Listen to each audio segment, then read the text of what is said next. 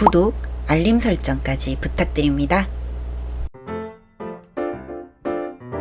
오늘도 우리 사는 이야기 찾아주셔서 감사합니다. 사연자분이 보내주신 이야기 시작해볼게요. 저는 한 자녀의 엄마입니다.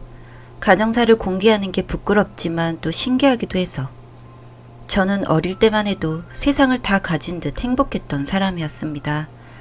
인문계를 졸업해서 치위생사로 일하면서 사랑하는 사람도 만났으니까요. 제가 만난 그 사람은 주변에선 한 번도 본 적 없는 그런 사람입니다. 잘생긴 데다가 저한테만 유독 잘해주고 일도 잘해서 주위에서 인정받으며 자란 적당히 착하고 적당히 개구진 참 맑은 사람이에요. 제 주위 친구들은 그런 저를 시기하면서도 부러워했습니다.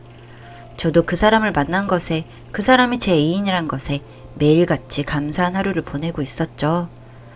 제가 일하는 치과에 어떤 남자가 찾아오기 전까지는 말이에요.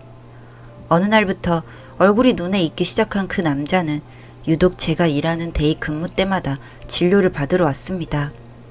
진로 명목은 검진이었고 일주일에 한 번씩 많게는 2번씩도 찾아오기 시작했습니다. 저는 처음엔 몰랐지만 찾아오는 횟수가 늘어날수록 눈에 익더라고요. 사실 치과 검진이라는 게 처음에 엑스레이나 사진 촬영해보고 아픈 곳 살펴보는 방식이라 처음 검진 한번 해놓으면 웬만해선 주마다 검진 받진 않거든요. 유독 자주 검진하러 오고 와서는 고민 좀 해보다가 다시 오겠다 그런 얘기들이 치과 내 위생사 사이에서 떠돌다가 저희 치과에 어떤 좋아하는 사람이 있어서 저러나 보다 뭔가 낭만적이다 하는 얘기들이 들려왔었고 저는 당연히 저일 리 없다고 생각했어요. 말 한번 제대로 한 적이 있었겠어요? 아 해주세요. 뭐 그런 말이 다였는데요. 그래서 누구 애인인지 모르지만 자꾸 근무지로 찾아오는 건 예의가 아니지 않나? 하는 생각이 들던 참이었어요. 그러다 한날은 오전 근무만 하고 퇴근하는 날이었는데 치과로 들어오는 그 남자와 마주친 거예요. 저는 눈이 마주쳤기에 인사만 하고 엘리베이터를 탔는데 그 사람이 다시 엘리베이터를 타더군요. 뭔가 놓고 온 게 있나 보다 하고 있었는데 말을 걸어왔어요. 안녕하세요. 저 아시죠? 네? 아, 치과에 자주 오시는 분이신가요? 아, 네. 저 맞아요. 하, 어디 가세요? 혹시 애인? 네. 약속이 있어서요. 아, 그러시구나. 약속. 아, 그럼 다음에 치과에서 보면 저 좀 잘 부탁드립니다. 네? 아, 선생님이 봐주시고 저는 의사가 아닌데요. 위생사분이신 거 잘 알아요. 저 그쪽한테 3번이나 배정받았는데 모르셨나 보네요. 그때 좀 아팠어서. 아, 제가요? 아, 네네.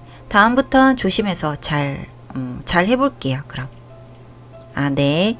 너무 오래 붙잡았나 봐요. 들어가세요. 네, 그럼. 그렇게 첫인사가 유독 길었던 키 큰 남자를 뒤로하고 저는 제 사람을 만나러 나왔습니다. 아직도 생생해요. 멀리서 미소 짓고 있는 모습이요. 제 얼굴에도 미소가 지어지게 하는 사람이에요. 그 사람과 그날은 저희의 결혼 얘기로 대화를 오래도록 나눈 날이었습니다. 그날 저에게 프로포즈를 해준 사람과 결혼을 약속했고 저희는 미래를 꿈꾸는 대화를 나눈 마지막 날이었습니다. 그날 저녁 저희 둘은 뉴스에 나오게 되었거든요. 역주행하던 차량 때문에 한 명이 그 자리에서 사망하였는데 옆에 보조석에 앉아있는 여성은 기적적으로 살게 되었다. 운전석에 있는 사람이 보조석 여성을 끌어안은 채로 온몸으로 막아주어 중상이 그쳤으며 사고 현장에서 발견된 둘의 모습은 감동적이었다. 저와 제 사람은 집으로 돌아가던 길에 반대편에서 비추는 라이트 불빛에 놀라 뭐지? 라고 말한 후론 기억이 없습니다. 그리고 나중에서야 그 뉴스 보도의 주인공이 저라는 걸 알게 되었고요. 병원에서 정신이 들고 온몸이 찢어지듯 아팠습니다. 그이의 부모님이 찾아와 가슴을 치며 제발 우리 아들 살려달라고 돌려달라고 제게 소리를 치는데 안 믿기더라고요. 설마 아닐 거라고. 그 좋은 사람이 죽긴 왜 죽냐고. 차라리 절 데리고 가야 했다고. 세상에 종말이 찾아온 듯 했습니다. 죽고 싶었습니다. 저도 모르게 벼랑 끝에 매달릴 때 달려와서 말린 사람이 있었고 얼마 전에 봤던 키가 컸던 남자였다는 걸 알게 됐습니다. 그리고 한 가지 소식도 듣게 됐어요. 정말 죽고 싶은 하루하루를 살아가고 있었고 정말 죽으려고 시도를 하는데 말리더군요. 아직 죽으면 안 된다고. 놀랍게도 제 뱃속에 사랑하는 그의 아이가 자라나고 있다면서요. 그냥 이렇게 가버리면 나중에 그 사람 만나게 되면 미안해서 어쩌려고 하냐고 저를 말리더라고요. 내가 제일 사랑하는 사람이 나를 구하고 죽었다고 하는데 그깟 뱃속에 있는 보이지도 않는 그 아기가 뭐가 중요하답니까? 그런 말을 100번을 더 들어도 살고 싶지 않았는데 의사가 하루는 초음파 사진을 들고 왔더라고요. 그 사진 속 아기는 너무너무 작았습니다. 그 작은, 아직은 아기라고도 할 수 없는 작은 것이 큰 사고 중에도 용케도 안 죽고 사라졌구나 싶어서 한참을 보고 있으니 그이에 남은 유산인 이 아이를 두고 제가 먼저 가면 나중에 만나서 할 말이 없겠더라고요. 분명히 혼이 날 게 분명했는데 그런 생각만으로도 웃음이 나더군요. 그래서 일단은 살아보기로 했습니다. 아직 작은 것을 위해서요. 그리고 그런 제 옆에는 항상 키 큰 남자가 있어줬습니다. 어떻게 알고 찾아왔는지 모르겠지만 언뜻 멍하니 하루를 보내다가 주변이 보일 땐 항상 제 옆에 있더군요. 사실 제 마음이 너무 거센 폭풍을 맞은 터라 옆에 누가 있는지 누가 죽었는지 솔직히 눈에 하나도 들어오지 않았습니다. 저랑은 아무 상관도 없는 일이라 생각했죠. 그런데도 그 남자는 매일 제 곁에 있어 주었습니다. 배가 불러오는 와중에도요. 그렇게 헌신해주는 덕에 마음이 안 갈 수가 없더라고요. 조금씩 좋아하게 되었어요. 하지만 제 첫사랑을 사랑했던 것만큼은 되지 않았습니다. 그런 부분은 저도 사실대로 말했었고요. 오빠한테는 고마워. 하지만 내 마음은 거기까지야. 고맙고 좋은 사람이라는 건 알지만 사랑은 못할 것 같아. 오빠가 부담스러워. 라고 제 의사를 표현했습니다. 그랬더니 그 남자는 그러더군요. 괜찮다고. 이대로도 만족한다고. 혼자 아이 낳고 살 생각은 말라더라고요. 나 같은 호구 한 명쯤은 나쁘지 않지 않겠냐고 하더라고요. 미안해서 울었던 그날 저는 이 키 큰 남자와 동거를 하기 시작했습니다. 정인을 잃은 아픔이 가신 지 얼마나 되었다고 주변에서 욕을 많이 했습니다. 하지만 저는 남들 시선 따위 아무렇지도 않았어요. 저에게는 낳아야 할, 책임져야 할 아이가 있었습니다. 그 아이를 위해서라면 사랑하지 않는 남자랑 같이 사는 것도 사랑했던 사람을 잠시 가슴에 묻어두는 것도 가능했어요. 그렇게 출산의 시기가 다가왔을 때 제 의지와는 반대로 제 몸은 허약해져만 갔습니다. 아무리 용을 써도 이러면 안 된다고 혼잣말을 하면서 건강해지려 애써도 안 되더군요. 막달에 이르러서는 걱정이 커진 만큼 몸이 받는 스트레스도 커져갔고 결국은 정신을 잃고 쓰러지고 말았고 삶의 이유였던 아이마저 잃어버리고 말았습니다. 왜 저는 이런 아픔을 겪어야 했는지 원망을 했습니다. 죽고 싶었지만 죽지 못하게 막는 키 큰 그 남자의 어깨를 매일 치며 저는 매일 눈물로 지샜습니다. 한 해, 두 해, 아이마저 잃어버린 뒤 살 의지가 없던 저에게도 세월은 흘러 7년이 더 지났을 때 힘들어하는 저를 위해 키 큰 그 남자는 입양을 권해보더군요.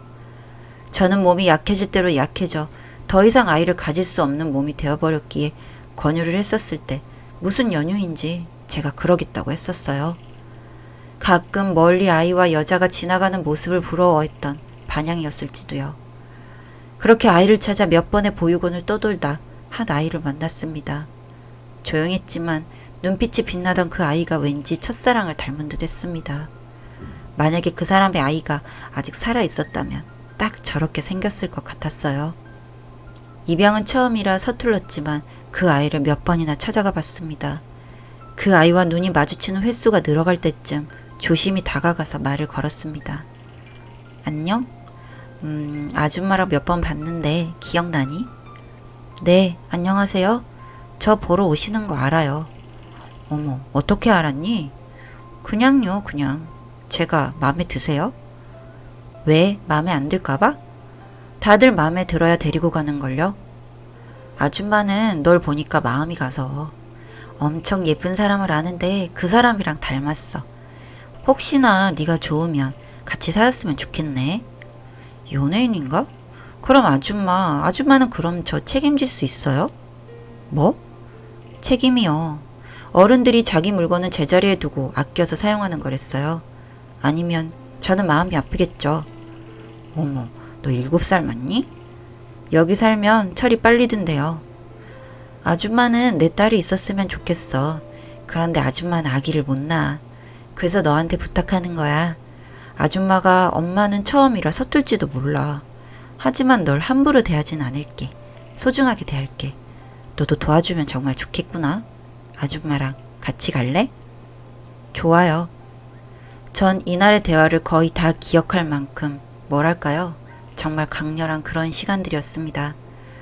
집으로 데리고 온 그 아이는 참 보면 볼수록 씩씩한 아이였어요. 3명에서 새로운 가족이 된 후 일찍 철들었지만 저를 위해 다감히 구는 아이 덕분에 건강도 많이 좋아졌습니다. 아이의 얼굴을 보는데 그 사람이 언뜻 보였습니다. 지금 그 남자에겐 말을 못했지만 좋았습니다. 아이도 저도 서로 피가 이어지지 않는 사이라는 건 서로 잘 알았지만 서로를 정말 많이 신뢰하고 의지했어요.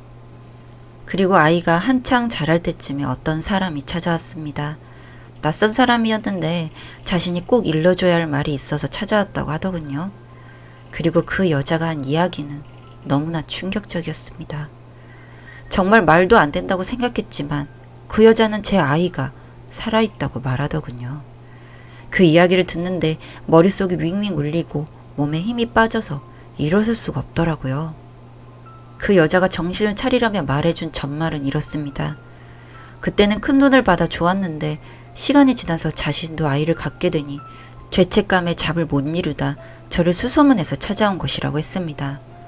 그때 제가 쓰러진 날 동네 산부인과로 향했을 때 있었던 간호사가 본인이며 수술실에서 낳은 아이를 유산되었다고 거짓말을 시킨 건 키 큰 그 남자였고 돈을 많이 받아 입을 다무는 조건으로 이 사실을 아는 사람은 본인과 다른 간호사 1명 그리고 의사밖에 모른다고 했습니다.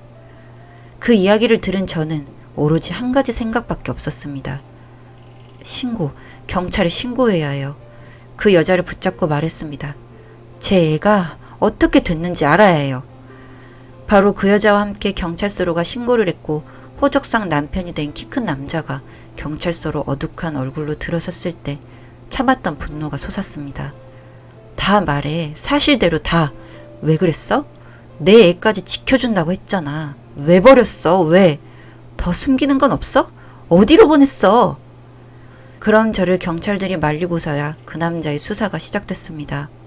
이사와 다른 간호사도 소환되어 수사가 진행되는 한편 저는 아이를 찾기 바빴습니다. 분명히 정신없이 찾으러 다니기 바빴어야 했는데 혼자 집안에 있을 제 딸이 눈에 밟히더라고요.